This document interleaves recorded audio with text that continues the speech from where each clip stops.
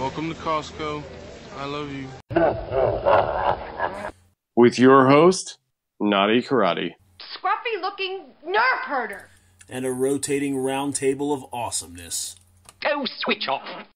Thanks for tuning in to another episode of the Star Wars Galaxy of Heroes In-Depth.com podcast. I got a bad feeling about this.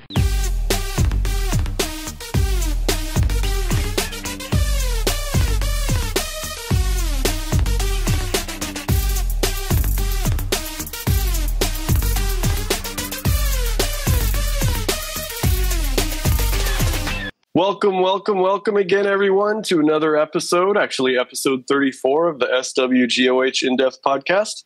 As always, I'll be your host tonight, Knotty Karate. And as always, I'm joined by Nukin. Somehow Avinash snuck in here too, but we're going to let her stick around. We're gonna keep it short and sweet today because we have a lot of information coming up for the new content release that I'm sure most of you are aware of. And let's just break it down. We'll do a little bit of speculation, but we're mostly going to talk about the things that we actually know. And Nukin, do you want to start us off with the Galactic Bounties event that we just went through?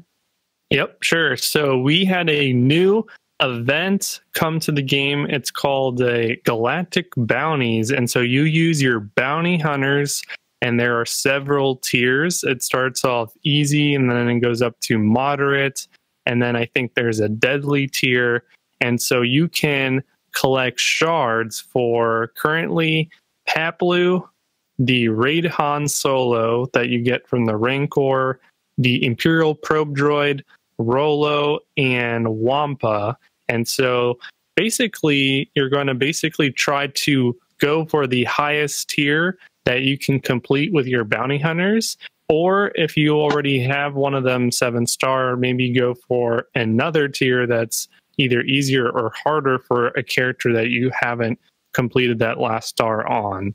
And so, for example, I already had a 7-star Wampa, luckily, and so I didn't need to do the deadly tier, and I did actually an easier tier, and so that was good for me. What did you guys end up doing? Go ahead, Evie. I think it was the Rolo. I ended up getting Rolo. I actually had 7-star of every one of them. Oh, so well, you're an overachiever. Yeah, I just figured, I'll just grab some shards. Wow, okay. I didn't need any of them. It just became shard shop currency for you, huh? Mm-hmm. Gotcha. Exactly. At the time, I didn't have Wampa or Probe Droid 7 stars or Paplu. But I made the mistake of going back to the first tier because I didn't realize you only get 2 battles. I got some Paplu shards at least. And so the strat for success in this event was basically to use either a Boba Fett lead or a Bosk lead, and those ended up being the best. I tried using Dengar and an Orc, but it just wasn't as good. And if you're able to go up to the deadly tier, the strategy against facing the Wampa was basically to stun lock him so he couldn't counterattack and basically ever do anything. And let's talk about, should you basically farm bounty hunters for Galactic Bounties? What do you guys think? Specifically for the event? I'm not personally doing that, no. Not specifically for the event, but I already have my bounty hunters doing pretty well as it is. So we basically agree that for this event, probably not the best idea to gear up your bounty hunters just for this. But if you need any sort of, if you're not able to do territory battle missions at a minimum, you probably need to gear them up a little bit for that. But don't go crazy for this event. And make sure, of course, that you're able to complete the credit heist. And this is the first territory war that there's some new special things for the bounty hunters. Yeah, that's kind of interesting. I don't really have a lot of experience with them. Since there are changes with the contracts, I noticed that I struggled in Dark Side territory battles in that Phase 5, I believe. and I only have one bounty hunter at gear 12. It's Boba Fett. The rest of them are like 9-ish or so. And I really had no problem getting through the missions this time. However, I'm curious to see how effective they'll be in territory wars. We did have a guildmate that said they were rather effective against a Maul-led team with a Bosk. However, he does have a Zeta Bosk. But they were slightly under-geared, and they still did fine. What we did see, the changes that you were mentioning, Nukin, was it was both Scoundrels and Bounty Hunters got a change for a bonus when they're used in territory wars. The Scoundrels have its critical chance, I think 20%, as long as their protection is still intact, or they have any protection bar at all. And then the Bounty Hunters have kind of a territory battle-like bonus where they dispel debuffs on themselves every time they crit, and they get crit damage up like 15% every time that they score a crit, which is what they're kind of designed to do. So that's kind of a neat bonus. Did you use them at all this last territory war cycle? I did. Where did you use them? What teams did you use them against? It was offense, I would imagine, right? Yes, I did use them on offense. I actually used them against Phoenix, is what I used them against, with a Boba Fett lead because my Bosk wasn't geared up quite enough to be able to use them efficiently. I ended up having to clean up a team, so I wasn't able to like fully test their bonuses, but they seemed better. I think that it's interesting that if you have a Zeta Bosk lead, there's a lot of protection recovery, and one of the bonuses, that it requires is for you to have just a little bit of protection. And so if you're always gaining like 5%, you should have that bonus like all the time, that 20% critical chance. That's for the Scoundrels, but all the Bounty Hunters are basically also Scoundrels, I think. And then the Bounty Hunter specific one seems like it's the Sith Raid bonus where you have that critical damage stacking. And so that's easier to acquire. So maybe you can get up to approaching 100K or a little bit over 100K on some of your hits, so on your Bounty Hunter. So that'll be interesting in territory wars if they seem to, become a new sort of option to take down some of the meta teams. I don't see them really, even with these bonuses, being effective on defense, but I think they're probably going to be better on offense. Yeah, I would agree with that. This bonus really didn't change my mind about them other than, using a team I would never consider using to maybe thinking about taking down a weak team with it, Yeah, like if you compare, let's compare it to the older bonuses for a second. So for First Order, they gain 5% critical damage and potency stacking every time an ally suffers a debuff or attacks with advantage. And so that seems to be pretty decent since the sort of First Order has advantage a lot of the time, and there's a lot of debuffs rampant in territory war sometimes. Mm-hmm. They're also an excellent defense team, too. They're also very good there. And then the resistance, they gain protection up 15% whenever they damage an exposed enemy, which is all the time. So I don't know. I think that the bonuses are comparable to the older bonuses. The only difference is that resistance and First Order were already much better than the Bounty Hunters and the Scoundrels. So unless there's something coming down like later down the pipeline that's going to really dramatically increase the strength of Scoundrels, for example, I feel like they should have gone on a stronger territory war faction bonus. Yeah, I can see what... I agree with that, yeah. It just really doesn't seem to be that much of an increased bonus. 20% isn't that big of a deal. Yeah, 20% critical chance. Congrats. That's like one extra mod set, Yeah, granted, I mean, you're getting two bonuses, but I don't know, both of them combined, they're definitely better, but still not super impressive. I would like to see a bonus like incredibly strong, taking them to the capability of maybe taking out maybe a Palpatine team or something very strong on defense. I don't think this is enough oomph to have a bounty hunter squad just show up and kill a Palpatine Traya Sith triumvirate team or anything like that. Yeah, definitely. Well, being scoundrels, you would think that they would have something like a sneak attack or being devious in a sense, since they're scoundrels. I think that they should have those kind of a bonuses. Or going invisible, perhaps, kind of like a mall lead situation. That does seem like it would make sense for them. Yeah, like hiding under the ship floor, that type of thing. Yeah, shooting Greedo in the crotch under the table. That would actually work. Avi, speaking of scoundrels, we have some new ones. Yes, we do. Young Han Solo and Chewbacca. Like we needed another set of those.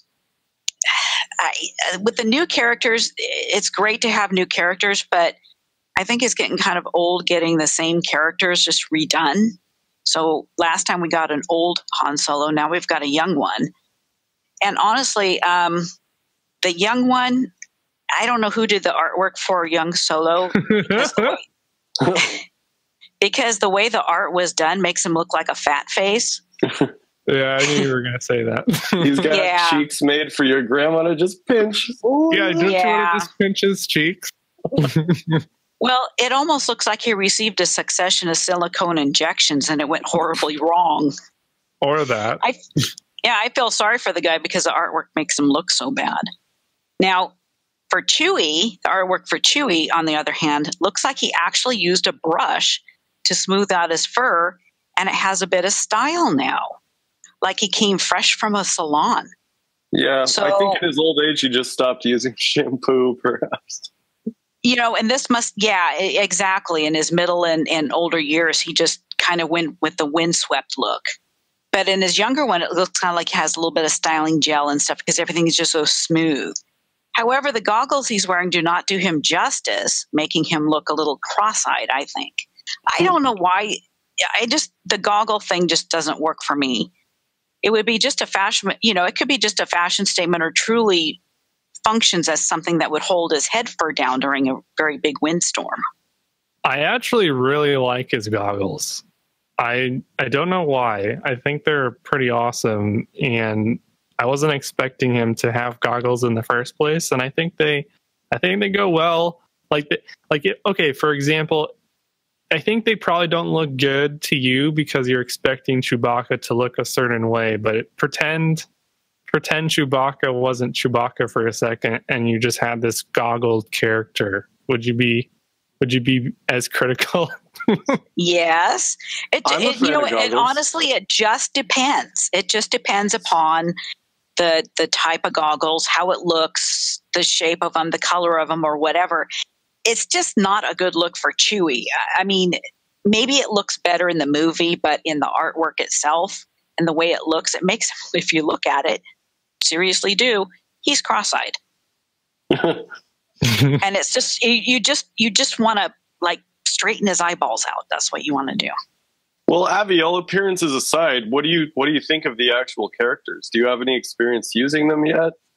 What have you seen the only so thing far? I used him at is the marquee event. I liked the Han Solo. He seemed to be doing some pretty good damage, and so did Chewie too, which is a surprise because all the previous Chewies don't hit worth beans actually.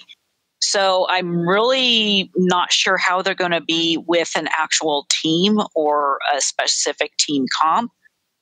They might hold out and do much better, but right now I think they're okay. I mean, at least according to when I was using them during the marquee. Yeah. I do suspect that other than like the vets, which you really only need to get Rey, we don't see them anywhere. I've not seen them show up in Territory Wars, for example. Captain Han actually does show up on Rebel teams because he can res them, which is annoying, for a defensive team. But I really don't see anyone using the older guys. It seems like these ones may have slightly more potential to be used somewhere. But yeah, Time will tell, I guess. I know on one of my alts, the lower level, the old ones, the old Han and Chewie, are actually work pretty well. But I have not geared them, and I have not done anything with them on my main account at all. Yeah. Nukin, are you planning on doing anything with them? It's hard to get excited for another Han. He's the fifth. Yeah. He's the fifth Han in the game, and even though he's not tagged as a rebel, I think I'm just like scarred for life, and he'll always be a rebel in my book. So I'm not really motivated to gear him or anything, really. I did, however, briefly do one Sith raid battle with him on my test account in the Sith raid against Darth Sion, and I did decent. He did about 800,000 damage in the battle, so that's quite a lot of damage since there are some teams that struggle to even get that with an entire team. So he did decent there, but he did have a lot of support, so I'm not sure if that makes him exceptional or the team that I put together. But yeah, I don't know. I think on this account, he's also gear 12, right? He's also gear 12, yeah. But I don't know. Like, there's other gear 12 characters that don't do anything really as well. I think he's an average character, maybe slightly above average. He brings a new mechanic to the table. I don't think we really discussed it at all. Should we talk about it a little bit? Oh, yeah, sure. Yeah, because I don't quite understand it myself. Yeah. So I think they're calling it preparation or prepared. And so just like the bounty hunters that have a blue icon when they complete their payouts, prepared is another sort of blue status effect icon type of thing, you know, on top of the characters' heads, and it looks like an hourglass, I think. And basically when they use abilities, if they're prepared, they have extra effects. I think the strongest effect is actually to basically revive an entire single light side scoundrel ally, and that's on Vandor Chewbacca. He needs to be prepared when they die for that to occur, but that seems pretty strong. And the character that can basically gain prepared a lot is young Han Solo. He gets it on their basic attack if the target is below 50% turn meter. And so he can get prepared a lot, and then he can give prepared to some of the other allies. And that's interesting. I thought that prepared would be, you know, for how difficult it is to spread prepared, that it would do a little bit more. So maybe, I don't know, it seems like there should be another character down the pipeline that probably works with prepared, maybe. I don't know. What do you guys think? That would make sense, I suppose. You know, I'm curious about these blue buffs over their head. That essentially means it's undispellable, right? Yeah, you cannot dispel prepared, and you can keep, and it doesn't expire on its own. You have to use the ability. So, for example, let's pretend in a world where you decide to go all in on the new Han and Chewie, and you have a character that is a light side scoundrel that's about to die. With your Vandor Chewbacca who has prepared on him, you would actually avoid using your special that would do an added bonus with prepared, so he could basically keep prepared on when the light side scoundrel ally dies, so he could revive them. So there's interesting decision making like that, but it's difficult for Chewbacca to gain prepared, I believe. For that, it's easy for young Han Solo to gain prepared. He can only spread it one at a time. So I don't know. It's an interesting mechanic. It's not super strong, and I don't know. Maybe I'm just salty that he's Han Solo. I don't know. Yeah. Now, when young Han Solo uses the prepared on somebody else, can everyone gain that bonus, or is it just one at a time? So he can give prepared to to other characters. It doesn't have to be Vandor Chewbacca only. So, for example, I think I gave it to my Greedo on the team, and so that's interesting. But I don't know. I don't believe it affects them though, unless they have some sort of. It seems like only Han and Chewie have any sort of status effect bonus from being prepared. Is that true?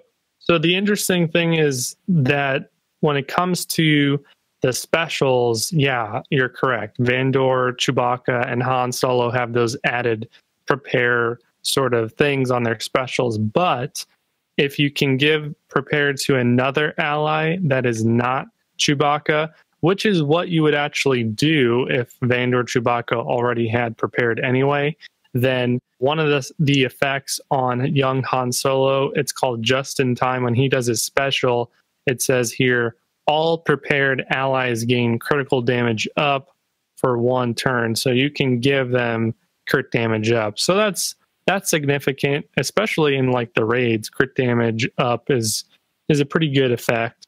So yeah, I think he's just an average character, which is interesting because he's the star of the movie that's coming out in a few weeks, and Jedi Training Rey was the star, and we know how good she was. Right. So I thought it was interesting that they made a marquee event character like him, and he's not even a leader either. So he just seems kind of like out of place right now. Right, Yep. right, yeah. I'd agree with that. Actually, you know what? Speaking of star characters, do you want to talk about Traya now? Yeah, let's do that. That's a better character. Yeah. So, and she doesn't have any movie. You know, she's from Knights of the Old Republic. Those games, the whole Sith triumvirate is actually, which is very cool and interesting to me that they're bringing that into this game. Mm-hmm. And now we've noticed on my shard, there's one person that has her. In 2 days, another person's going to have her. She's starting to pop up, and mostly due to lack of experience with how to deal with her, she's pretty tough to handle. And I notice one of two things. Either the person that has Traya, everyone is wailing away trying to practice all day on it because they know that inevitably the whole shard is going to be using her at some point, and they want to get their practice in, or people avoid these teams at any opportunity they can, and they just bump around them. So there's a bit of a safety net. Nukin, you had said that since you unlocked her, that it was more difficult in the beginning, right? Because everyone was trying to hit you? I did get my Darth Traya, and I've been running her under a Darth Vader leadership, and there are some days where I stay in the top 10 all day long, and then there are a few other days when I drop to around 13 and 19 in the teen range.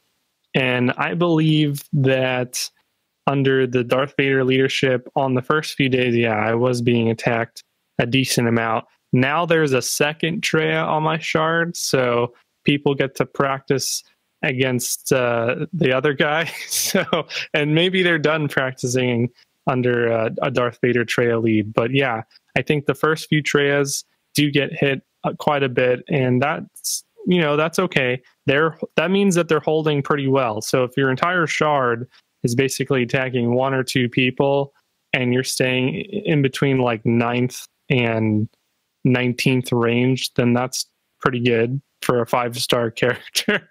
Yep. She's definitely an incredibly strong character. There's absolutely no doubt about that.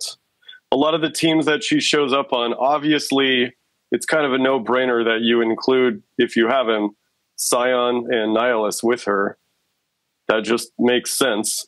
There's a couple of teams that I've noticed where most people, when they unlock her, if they have the Zetas and the gear prepped, they usually double Zeta her and then put her as leader. And I've noticed a lot of people, particularly some friends of ours that have had her for almost a month now, don't seem to be really using her as a lead anymore. Is that true on your shards as well? No one on my shard has a Zeta honor leadership quite yet. I think it's very good against, like Jedi training Rey teams and Commander Luke teams. And I think that it'll be a valuable Zeta, later down the road. But currently right now, I don't think there are very many teams that are running her as a leader and it being significantly better than some of the other Sith leaders like Palpatine or Darth Vader, for example. Yeah, she definitely hurts Jedi Rey teams.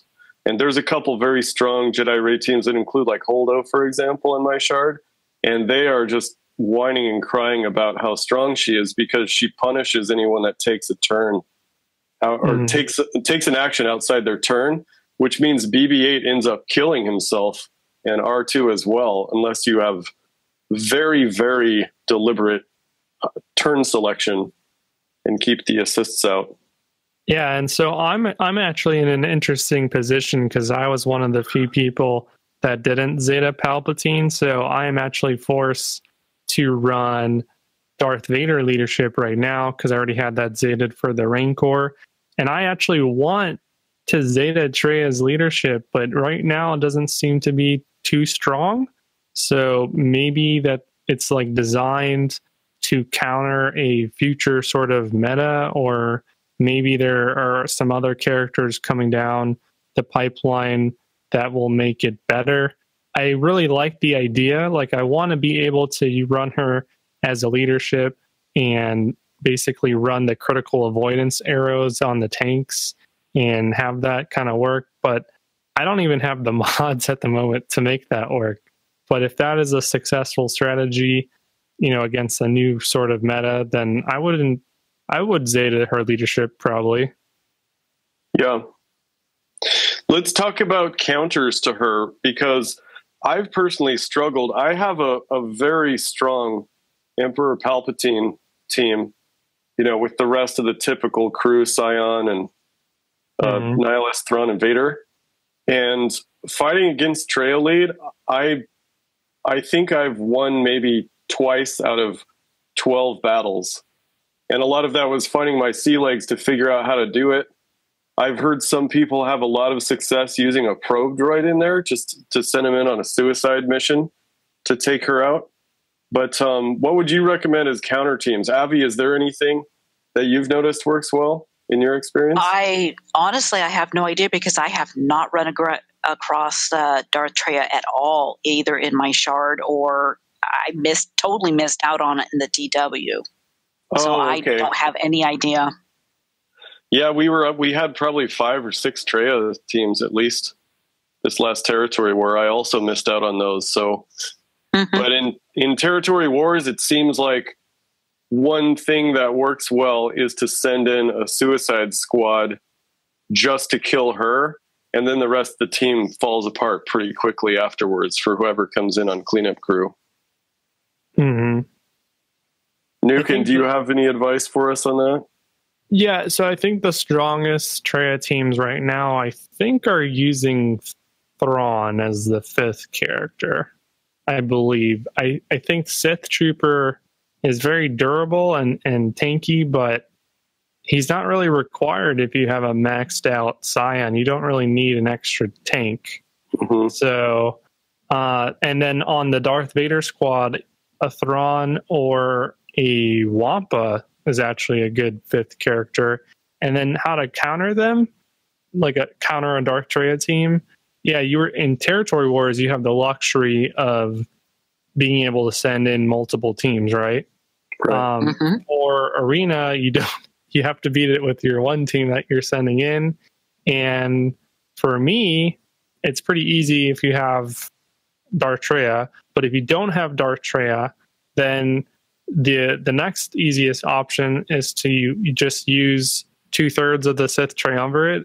When you have Nihilus and Scion, you're basically able to also kind of control the battlefield enough where you can take out the team, systematically. So, for example, if they're running a Palpatine or a Vader on the team, you can basically have a lot of AoE attacks, and whenever Darth Scion gets debuffed, he gives turn meter to your own Darth Nihilus, and so you can increase cooldowns, which is really the only way to prevent them from using their abilities, because if you're facing a Darth Traya, they probably have a Zeta on their unique on their Darth Traya, and that cleanses debuffs off Sith. Right. So if you stun one of their Sith characters or you try to ability block them, that does nothing because they just cleanse it whenever they start their turn. So really the only way to prevent them from using their cooldowns is to increase their cooldowns with your Darth Nihilus or a Death Trooper on your team, for example, as well. And that makes it easier. And then if you don't want to use the Sith Triumvirate, then you need to use some sort of combination of like a Rex lead with Visas Mar on the team and try and do something with that. Or there was some sort of video that surfaced from one of the newest game changers. I forget his name, but he just recently joined the game changers, and he did a video with Wedge lead doing something, but I'm skeptical about that. I need to practice that a little bit myself. But apparently I did see that as well. Which is quite surprising because it was a Palpatine lead team, and Palp has so many bonuses to reduce their evasion and potency by like 35%. Yeah, he used a Wedge and a Biggs, and he had CLS and Han Solo, and I think maybe Thrawn on the team, and he was able to beat a Darth Traya team or something like that. And so, and then I think then some other game changers also made some videos on Wedge as well. But so those are some options to beat Darth Traya, and I'm sure there'll be more that surface as well. She's not as unbeatable as we thought when we were just like speculating how strong she was going to be. I personally thought she was going to be almost unbeatable for a short time period, and now that she's here and we're messing around with her, it seems like she's definitely not unbeatable. But this is only her 5-star version, right? So let's see what a 7-star maxed out sort of, and we're getting new stuff soon, which we should probably talk about. We're getting we're probably going to get new Gear 12 soon, and that'll make the Darth Trayas that we face even stronger. But of course, they're going to have to hit 7-star first before they can get their hands on that. Yeah. Okay, let's go into that, Nukin. You want to start us off with let's talk about the new Gear 12. Yeah. These are right side gear pieces, right? So let's backtrack for 1 second. So the reason why we think this is coming is because I think in the State of the Galaxy post, they spoke about light side territory battles happening between the 21st and the 25th or 26th or something like 26th, that. 26th, yeah. And how that was actually being pushed back for a large patch that was incoming. And on the forums, they said it's going to be a new client release that's going to include quests, an improved chat, a updated ship combat, and also titles. And so quests, I forgot what that is exactly. I think that's more catered towards newer players, but they might have some sort of elder quests. Improved chat is just like them trying to do a quality of life feature. I think there's going to be the capability of talking with hundreds of people now instead of only your guild. And then I think there's another function of that as well, which I think is exciting, especially for people with organized ship or arena shards and ship shards, is that you can message your shard mates.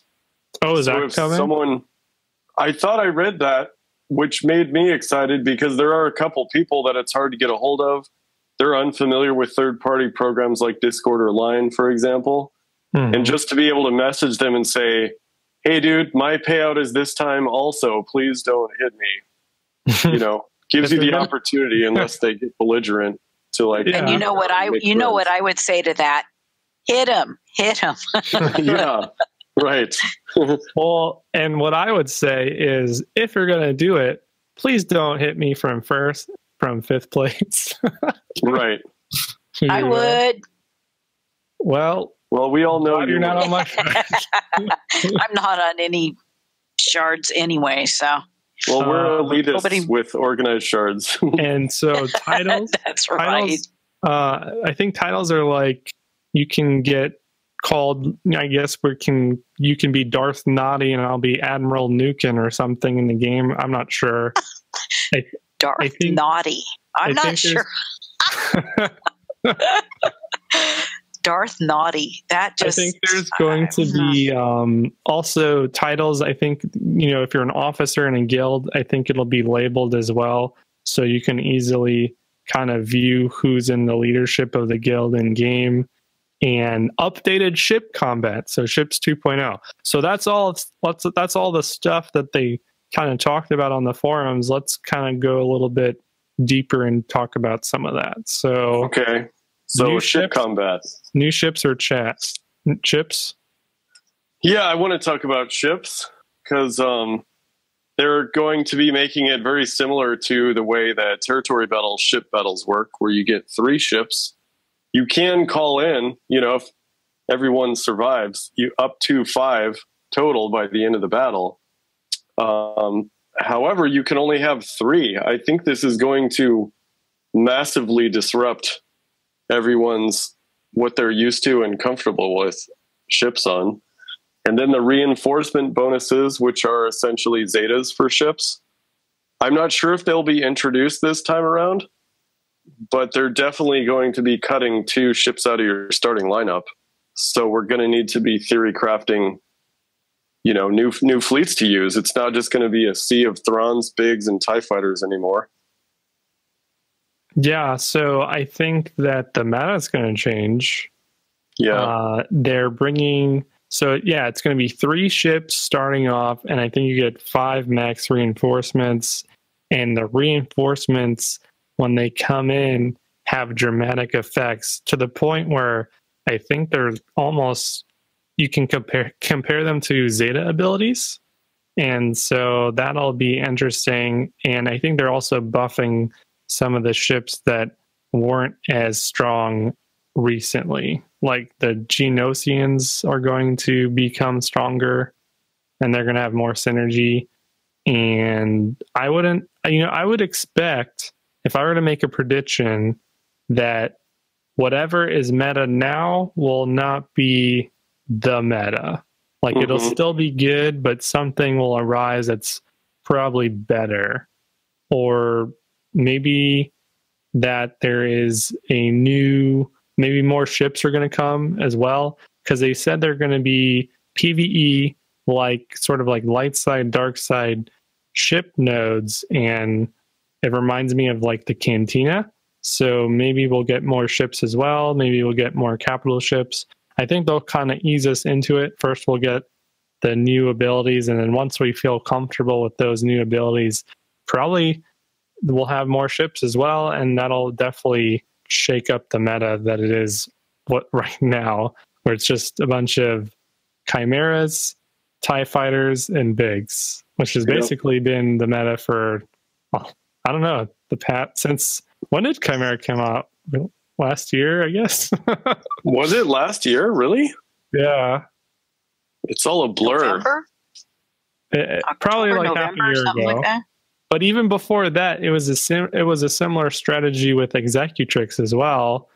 Just became better with Chimera. So that's interesting that we'll have new ships, and being able to Zeta their reinforcement abilities is where the ship hardware sort of thing has been saying coming soon for a long time in that area.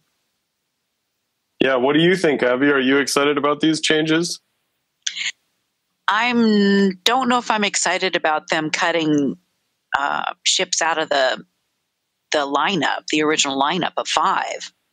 That just kind of stinks as far as I'm concerned. But at the same time, you wonder if they're kind of doing that because by cutting out those ships, then you've got other ships that you can place with the other capital ships that are going to end up short down the road because they had 5 main ships, and then you've got your reinforcements. And if you did that, you don't have enough ships for your 4th one.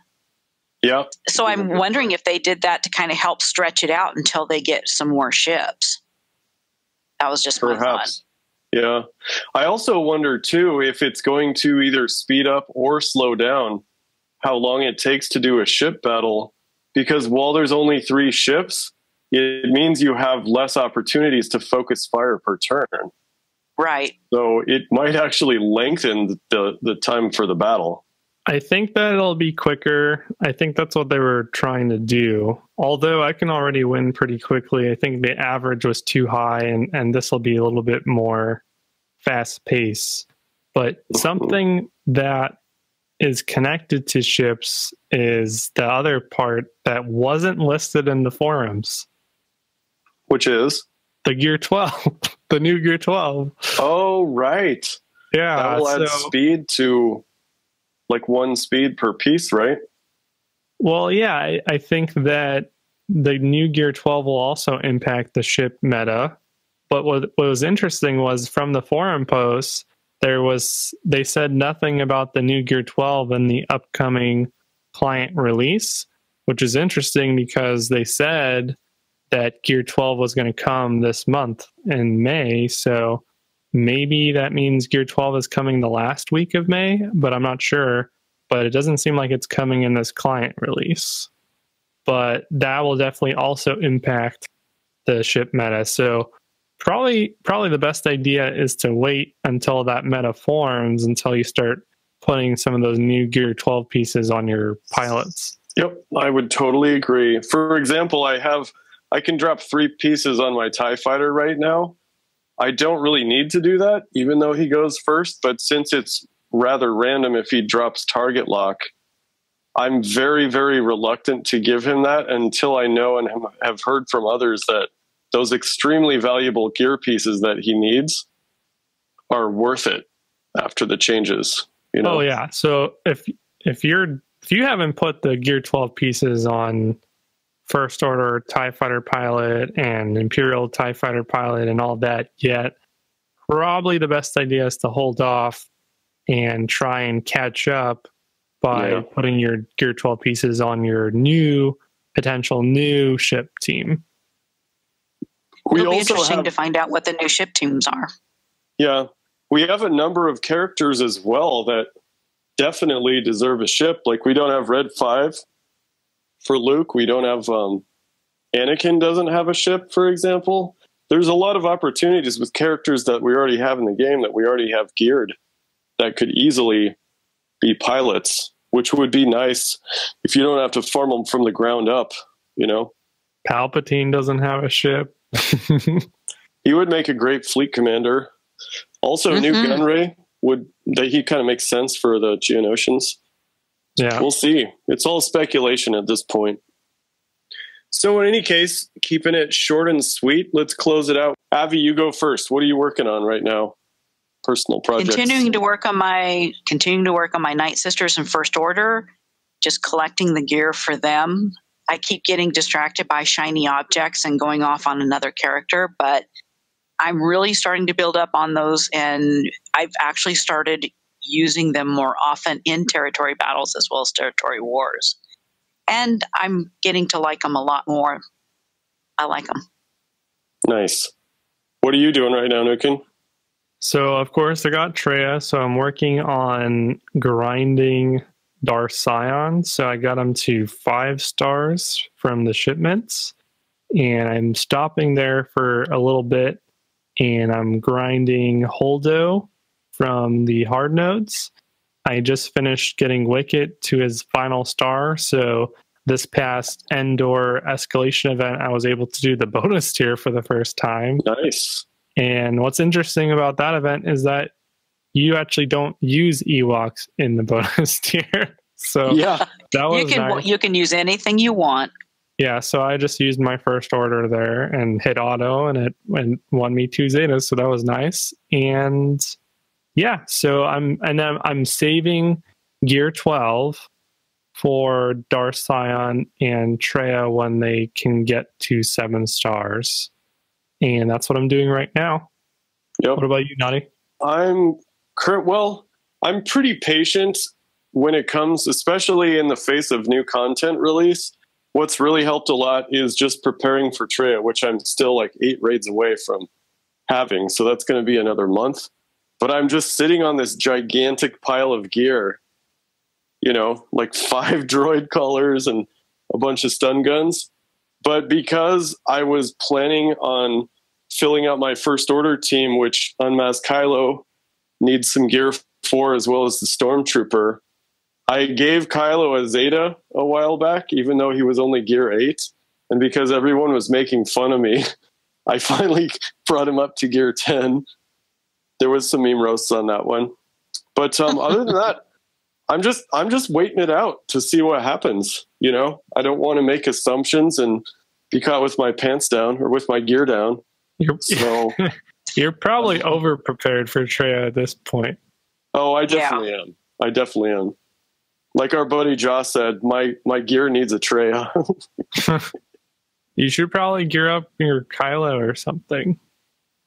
Yeah, he's getting there. He got 2 gear levels the other night. So nice. You know, I'm just not spending anything that isn't a surplus for what she needs, because I fully intend to drop her in arena. You know, I've got the double Palp lead. I can't believe I beat Mr. Empire Darkside to that action. But yeah, I'm running Darth Vader and like 4 or 5 Sith, man. Yeah, it's a fun team. I'm definitely ready for it, though. So I can be patient. I like to not, you know, make decisions before I'm reasonably certain that it's going to pay out. In any case, this has been fun, short and sweet. We're going to be doing a podcast with the Shattered Order guys in 2 weeks, and we will likely be putting out another one after we know a bit more that's less speculation about the new content drops. As always, thanks, Nukin. Thank you, Avinash. And you guys know where to find us, and we will catch you next time.